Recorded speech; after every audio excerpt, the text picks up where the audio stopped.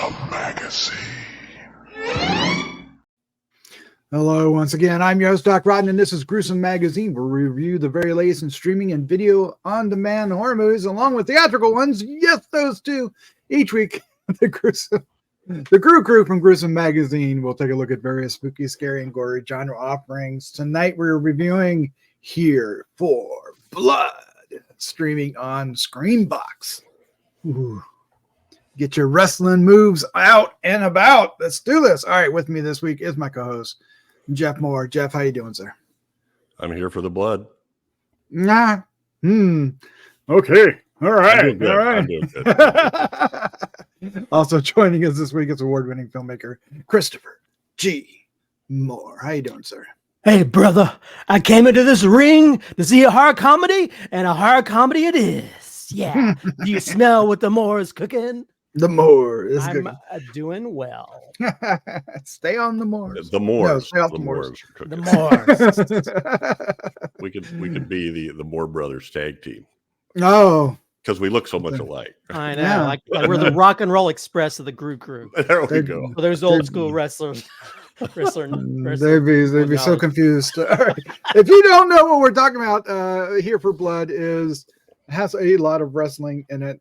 A wrestler is our hero, our protagonist, and I guess a gaggle of wrestlers are our antagonists. So our wrestling is abound. Well, anyway, we'll get into that here in just a second. What we're going to do, though, is we're going to start off with our first impressions. Those first impressions will be spoiler-free, and then we'll dive into a discussion. During the discussion, we'll have a spoiler or two, and then we'll wrap things up with a score 1 to 5 and our favorite scene. I hope you guys don't steal mine. You might. We hope you enjoy. We hope you enjoy not only this review but many others on the site. And if you do, please hit the like, subscribe, and share with a friend button. Each of those is easy and free to do. Free to do. There he is.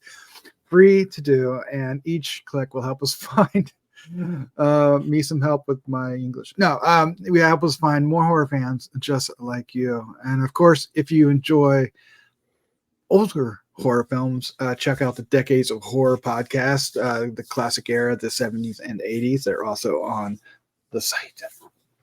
Yes. Woo woo. All right, let's jump into the cat. Boing. All right, Here for Blood. Available streaming on Screambox beginning February 9th, 2024. The synopsis is: when his girlfriend, Phoebe, is swamped with college exams, Tom O'Bannon, a rowdy pro wrestler struggling to make ends meet, agrees to fill in at the last-minute replacement for her well-paying babysitting job. Tom arrives at an isolated family home where he meets the precious 10-year-old Grace. What starts off as a quiet night of pizza and video games quickly spirals into a bloody, violent chaos as Tom and Grace find themselves fighting for their lives when otherworldly cult of masked intruders descend on the home. Yes. All right. It was directed by Daniel Torres, written by James Roberts. The cast includes Sean Roberts, Maya Misaljevic. Yeah, I'll go with that. Joel Farrell, Tara Spencer-Nairn, Michael Terholt, Kelly Penner, Samantha Helt, Marky Bobish, sick, something like that. Jesse Brack, Jimmy Lim, Marc-André Bollinger, Channing Decker, Glenn Michael Grant, and the voice of D. Snyder. All right, let's find out what our first impressions of Here for Blood may be. And Jeff Mohr, sir, you are up first. Okay. So it wasn't too far into this where you kind of figure out where they're going. Most of the characters are, all of the characters are over the top, are played over the top. I felt like, and even I sort of felt like the movie was made by special effects guys whose motto was excess is never enough. So a lot of jokes had to do with blood spurts, and it just keeps on spurting, and then it stops, and then it starts spurting again. Just as but once I kind of got the flavor of it, I kind of got into it, and I especially Grace. I wish there'd have been more Grace in there, the little girl. But at any rate, it's your basic. We're having this crazy thing to take over the world, and once we loose the demons or the great whatever. There's a couple of cool characters in here. The skull in particular was a running joke. So it's not laugh out loud funny, or at least it wasn't for me, but it was smile at the stuff they were doing funny. And I got a kick out of the over the top, both acting and effects. Got a kick out of the acting and the effects. Yeah, that's good. I like that. I like that. Christopher G. Mohr, sir, what was your first impression of Here for Blood? Well, if you know me, I love a good horror comedy, and this is right up my alley. It's almost like Home Alone meets Evil Dead with a hint of Evil Dead, a little bit of Psycho Gorman as well. It's got that kind of. It has that kind of over the top gore element that's kind of fun. I mean, you have like the sort of like you have the hero who's almost like the Ash, who's kind of goofy and kind of an idiot, and it's also got some really sort of fun practical effects stuff, like it, and even just fun characters. There's one character who's almost like all the bad stuff that happens to the bad guys in Home Alone happens to him throughout the whole film. So yeah, I found it to be very funny. And I did like the wrestling angle, because I think I'd like in the future, I'd like to make a horror kung fu movie. That's like a combination of both of those, which I've seen a few times, but this one, just seeing the kind of like some of the wrestling moves, done on the people, and seeing it like less fakey, like a real, the professional wrestling stuff is. But yeah, it's a lot of fun, and they did a really great job of, just having sort of like that kind of weird, without getting too much into it, although you pretty much know from the beginning, but the sort of the satanic culty type angle, but with a more goofy spin on it. But yeah, I thought it was really, I think I will say in the very beginning, I was like, I'm not so sure about this. But I think once it kicked into gear and stuff started happening, that's when it became much more interesting, and I was invested from beginning to end. I think the ending's a little bit, it seems like the ending's kind of like they're trying to figure out how to end it, after all these crazy things. So the ending's kind of a little bit scattered, but overall I enjoyed it from beginning to end, and it made me laugh a few times. Oh yeah. I guffawed quite at least 3 or 4 times. There's a couple times it just I was laughing about. Sometimes it was funny, sometimes it's just so stupid it was funny. This is very sophomoric. It's very tongue-in-cheek. It's very over the top, but all for good measure. It knows what it wants to be, and that's what it is. It's not pretending to be something else. It's not reaching beyond its limits. It's got its place in the world, and it achieves what it's out for. And I really had a good time with this. I wasn't sure about this one, because it just looked, from the trailers and the shots, it just looked a little too goofy, a little too silly to work, but it does work. And it works because our hero, Sean Robert, is actually, you really root for him. He's like, somebody said like Ash Williams. Yeah, he's kind of like, he's not like a superhero, although sometimes you feel like it maybe is. But he makes mistakes. He gets hurt. He bleeds all over the place.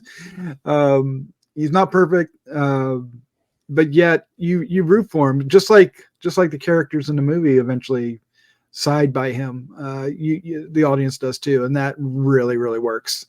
And then, of course, the whole wrestling angle. Once it gets into the house, I think what Christopher was saying, like, as they're setting it up, the wrestling feels a little stagey, and I don't want to use the word fake because it doesn't, it's wrestling, but it doesn't feel authentic as you would think, right? It just feels kind of staged. You better not say fake, because you saw what. Yeah. Well, yeah, we don't want to get our where we lose our hearing. Yeah, definitely don't want to do that. But anyway, so in the end, I had a freaking blast with this.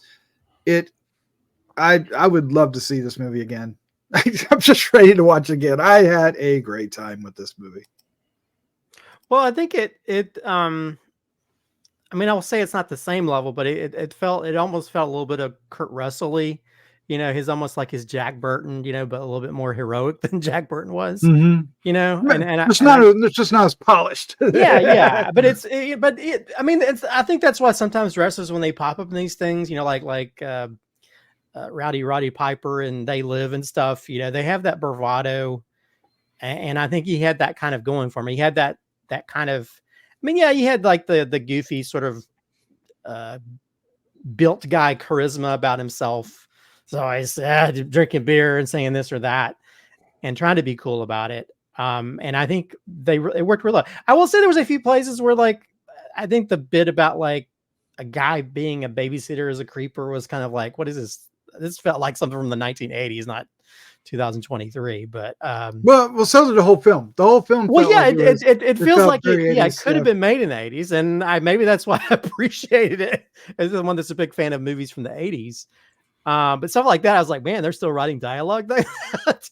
But yeah, I think, and I think the whole cast, because even though there's like that goofy, silly aspect of it, but there's like, there's a part that kind of reminded me from Shaun of the Dead, because when that girl, when she sees her boyfriend again, there's a really dramatic moment between them. It's a really, and that's something you probably wouldn't see in these, even films from the 80s. You wouldn't see that level of drama and something that's as goofy as this film. So, but yeah, I think all the actors, his girlfriend, who's, a little bit of a lot of fun, especially towards the end, kind of reminds me of Olivia Rodrigo, the singer.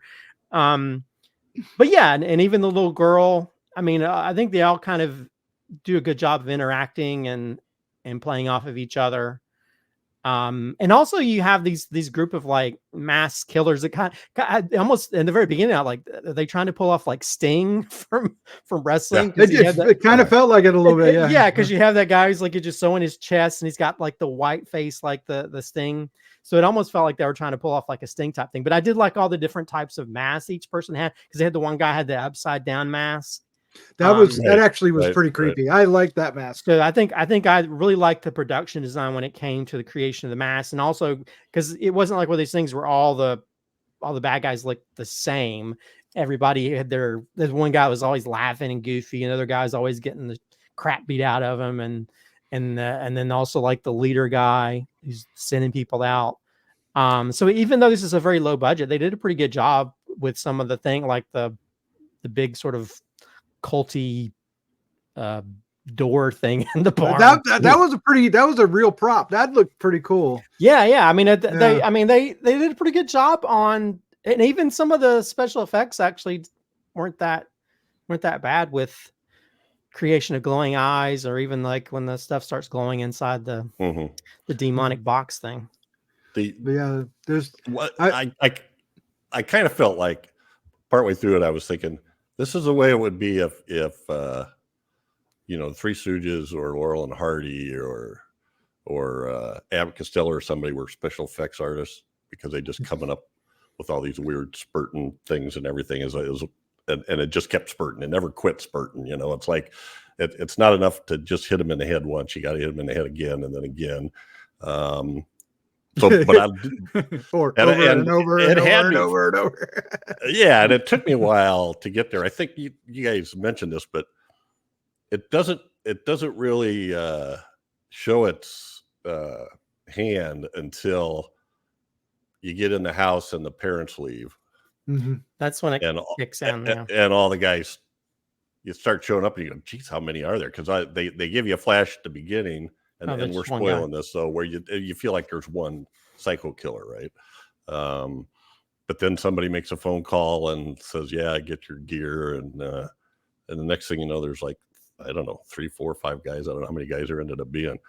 But I loved I think there's 6 total when you get there. Yeah. The character that the girlfriend became, Joelle Farrow, because they start off having this kind of sweet relationship, and she's pressuring him to do this thing for her, and he finally gives in. You know, he's not he really loves her, and he's going to go do all that stuff. Played pretty straight.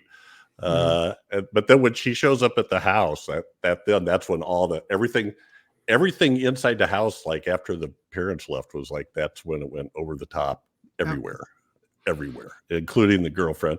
The guy you mentioned, I never heard anybody call his name. He's billed as Bernie, Jesse Buck, that gets so many different things happen to him. It just gets to be at the beginning. You're kind of going, well, can this guy do anything other than go, you know, make that screaming face and scream for long periods of time, and then you realize, oh, that's the shtick here, and so then you get into it. So you don't have to be a wrestling fan to like this, because I don't follow wrestling anymore. I used to watch it. I used to watch it. I will say that how many years ago? The puppet head for the old demon that or the old head that's in the attic, and it's feed me. It was okay. It's silly. It's not realistic in any way, but it works so perfectly tonally with this movie, and it doesn't get old. I was having a blast with that. Well, yeah. I mean, I think in any other movie, it would just stand out like a sore thumb, and it's it's just a puppet with somebody's hand inside of it, but it's still funny. It is very funny. Yeah, because every time it pops up, and so that's the kind of and how the good guys end up using it as a weapon. Yeah. It's or even the part where the little kid tries to feed a finger to it. It's that's the thing. It's an outlandish idea, but they tell the story in a way that where you believe all these crazy things that happen. And yeah, it's just a fun ride from beginning. At least when it starts kicking in. When they are inside the house and stuff, it's fun ride from then to the end, and seeing all the different things these characters go. And you're talking about the blood spurting earlier. To me, that's the Sam Raimi part of it, because a lot of the Evil Dead films, or even Drag Me to Hell, Dead Alive, or any of those things where it's just like constant. Those remind me of Three Stooges too, the way Ash would. Well, yeah. Well, it looks on his that's where Raimi's sense of humor came from. Three Stooges, yeah. So he's basically aping it, but more what I think what's his name from Dead Alive termed it splatstick. Yeah, there's a little Peter Jackson in this, and it is it's that splatstick that Peter Jackson had termed with Dead Alive, and that's definitely what's happening here. I think because the gore is so over the top, it doesn't make you squeamish. It just makes you kind of laugh, even when they're just chopping people's heads off, or arms or what have you. Yeah, it helps that Tom, our lead character played by Sean Roberts, is so earnest that when he's in the room going, I'm not going to say there's zombies or aliens or demons. It just makes the whole thing kind of work, that that whole attitude and accepting to it. So otherwise it would just fall apart. Well, but then at the same time, he's such a like a glorious idiot. That scene where he's like, these people called in, broke in their house because they're sexual perverts. He just kept saying that because he just makes the assumption they're sexual perverts, and they're like, they wouldn't find out. Yeah. Well, even the mother. I mean, the mother. Spoilers again, I guess, but the mother's in on the whole thing, and she like genuinely gets mad because her kid has a knife, not because it might ruin their plans, but because that's too dangerous. Yeah. Well, there's several jokes involving that. It's like all the they've been fighting off all these different people, and his girlfriend's wearing, you're getting blood on the floor. I was like, I think that's the least of your problems, lady. You're gonna have to clean this up. Yeah, but then after that, it rained blood. So she doesn't want to. Yeah, she doesn't want him to kill the guy. Don't kill the guy. And then when he calls her whore, he's like, okay, smash his head in.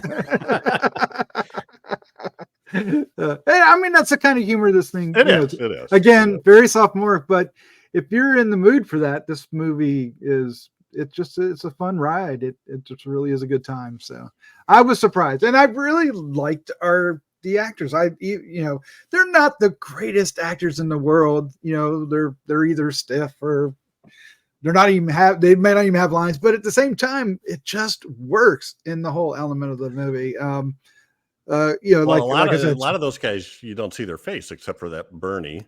That's true. Him.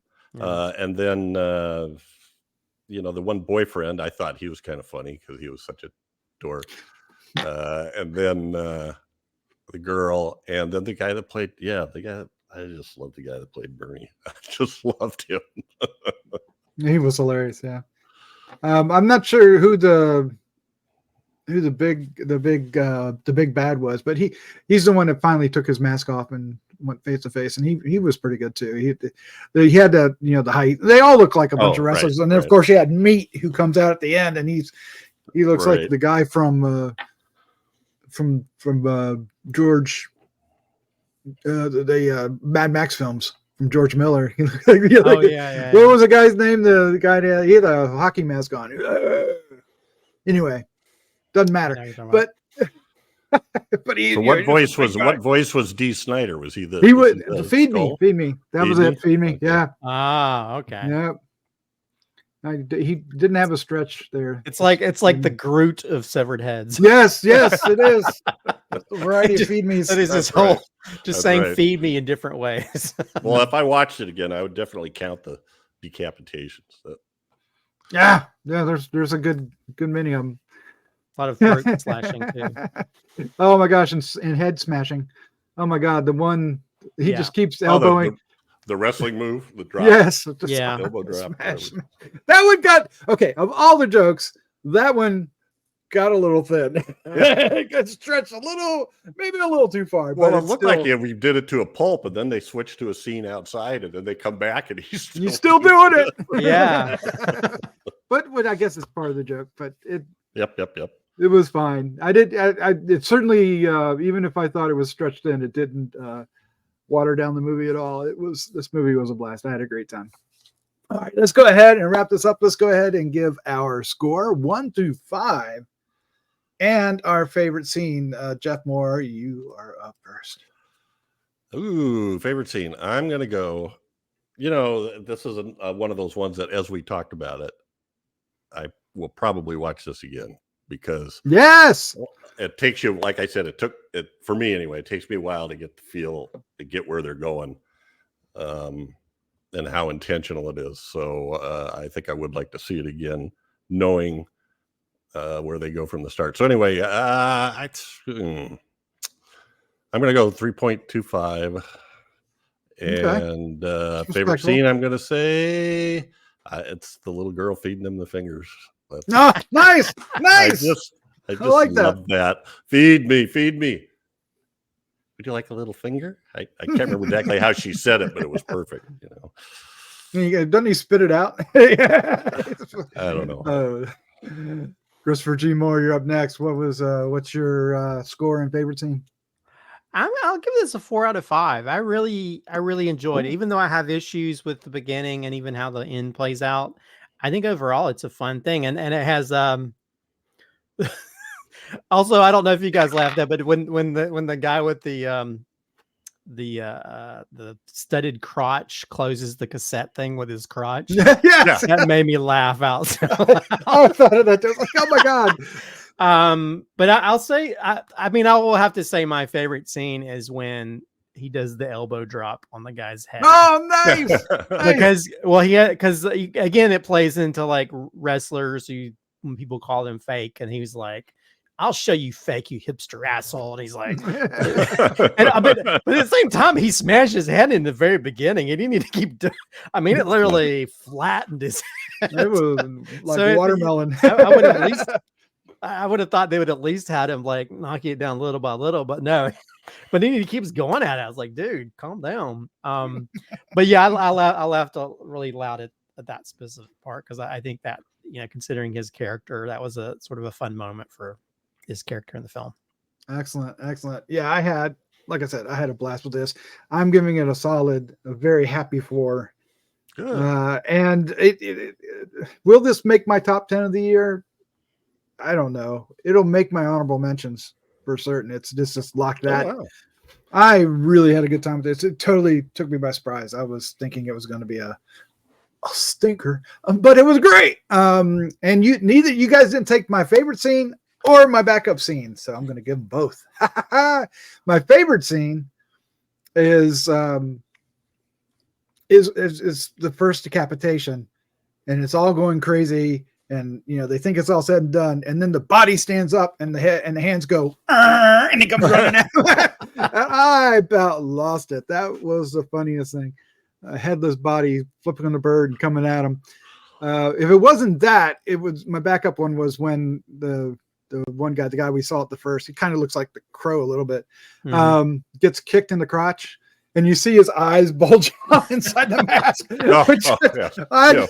There was just like stupid little gags like that would just kill me in the moment, and those were the times I laughed so hard. Now were those two, and there was others. There was plenty of others. It was very Looney Tune at times. I was saying the same thing. Stooges, yeah. Looney Tunes, Three Stooges, very much splatter stick. Yeah, well, that's a good way to put it. But it might be a little bit sophomore, but in a good way, in a very positive way. There you go. That's our review for Here for Blood. It's on Screambox, streaming beginning February 9th. So check it out and let us know what you think of it down below. Can't wait to hear. I really can't wait to hear what people think of this. Oh, man. Jeff, Christopher, thank you for joining me. This was absolutely a lot of fun. You're welcome. Always here. Thank you. Always here for the blood. Nice. All right. With that, let's say goodnight. Good night. Good night, everybody.